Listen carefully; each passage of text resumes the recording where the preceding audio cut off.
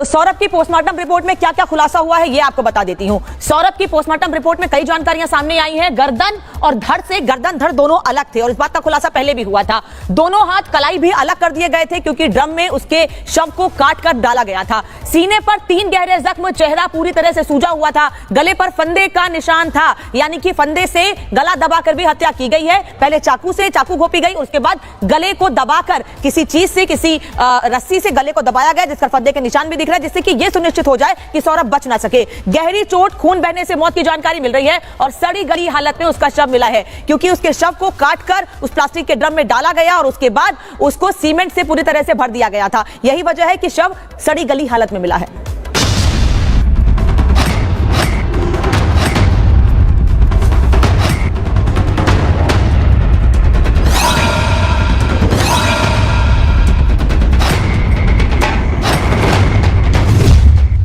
इस चेहरे को देखकर कोई अंदाजा नहीं लगा सकता कि ये जिस पर कभी फिदा थी, जिसके प्यार में कभी दीवानी थी, उस सौरभ के दिल पर चाकू से वार करेगी, उसका दिल चीरने और सिर धड़ से अलग करने के बाद मौत का जश्न मनाएगी। खून की होली खेलने के बाद रंगों की होली खेलेगी। साहिल और उसकी कातिल मुस्कान ने सौरभ राजपूत के साथ किस कदर दरिंदगी की, कैसे सौरभ को न सिर्फ मौत की नींद सुलाया बल्कि मृत शरीर के साथ क्रूरता की इंतहा पार कर दी। सौरभ राजपूत की पोस्टमार्टम रिपोर्ट आ गई है जो चीख चीख कर उसके साथ हुई दरिंदगी की कहानी सुना रही है, बयां कर रही है दास्तान मुस्कान और साहिल के सनक की। रिपोर्ट के मुताबिक सौरभ की हत्या 2 से 3 हफ्ते पहले ही की जा चुकी थी। पोस्टमार्टम रिपोर्ट में मौत का कारण हत्या से पहले मारपीट, खून का बहाव बताया गया है। हत्या के बाद शरीर कैसा था, उस पर क्या क्या निशान मिले हैं, उसकी जानकारी रिपोर्ट में लिखी है, जिसमें बताया गया है कि जब सौरभ की बॉडी मिली तब तक वो सड़ चुकी थी और शरीर पर 5 चोट के निशान थे। वहीं शव के टुकड़ों की खाल उतरी मिली और कान से 7 सेंटीमीटर नीचे तक घाव मिले। सौरभ की गर्दन धड़ से अलग थी तो वहीं छाती पर 6 बाय 3 सेंटीमीटर के घाव मिले। दोनों हाथ भी शरीर से अलग थे और सांस लेने वाली पाइप कट चुकी थी। पूरा चेहरा सूजा हुआ था, एक आंख खुली और एक आंख बंद थी। बॉडी पर सीमेंट लिपटा था तो वहीं चिन पर चोट के निशान थे और गले में फंदे के निशान मिले हैं।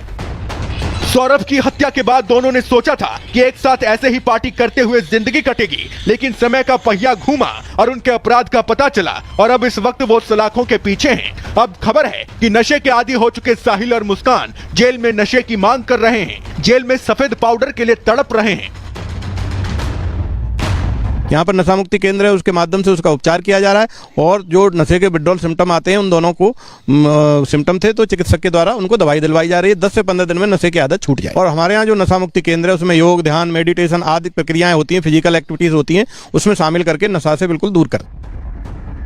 मुस्कान और साहिल न सिर्फ नशे के लिए तड़प रहे हैं बल्कि वो दोनों एक साथ रहना चाहते हैं। मुस्कान ने ये मांग की थी कि दोनों को एक साथ रखा जाए। जब ये मांग नहीं मानी गई तो अब दोनों एक दूसरे से मिलने की गुहार लगा रहे हैं कि जेल के अंदर बंदियों के आपस में इनकी मुलाकात नहीं हो सकती क्योंकि जेल के अंदर उन्हीं बंदियों की मुलाकात हो सकती है जो रक्त से संबंधित है। जैसे माँ बेटी, माता पिता आपस में, पति पत्नी, इस तरह की तो मुलाकात नहीं हो सकती। वो जेल मैनुअल के उस प्रावधान में नहीं आते हैं कि इनकी मुलाकात हो, इसलिए इनकी मुलाकात आपस में नहीं हो सकती।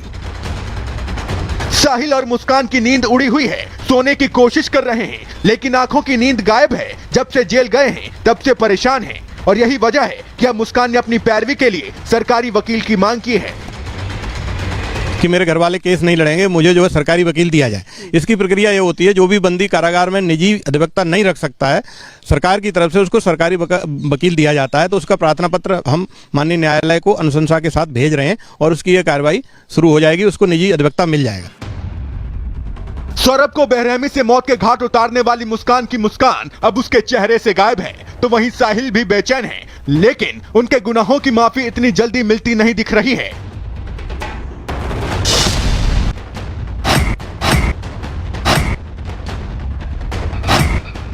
Bureau report, Republic Bharat. और हमारे दो सहयोगी हमारे साथ जुड़े हुए हैं। मेरठ से ऋतु है हमारे साथ और ललित हमारे साथ शिमला से हैं क्योंकि मेरठ पुलिस जो है वो शिमला भी पहुंच रही है। ललित आपके पास आएंगे, उससे पहले ऋतु आपके पास आते हुए जो पोस्टमार्टम रिपोर्ट आई है उसमें साफ साफ नजर आ रहा है कि कितनी विभत्स तरीके से उसका मर्डर किया गया है, ब्रूटल मर्डर यहां पर किया गया है। घाव के निशान है, कलाइयां काट दी गई हैं। पोस्टमार्टम रिपोर्ट ने सबको हैरान कर दिया है।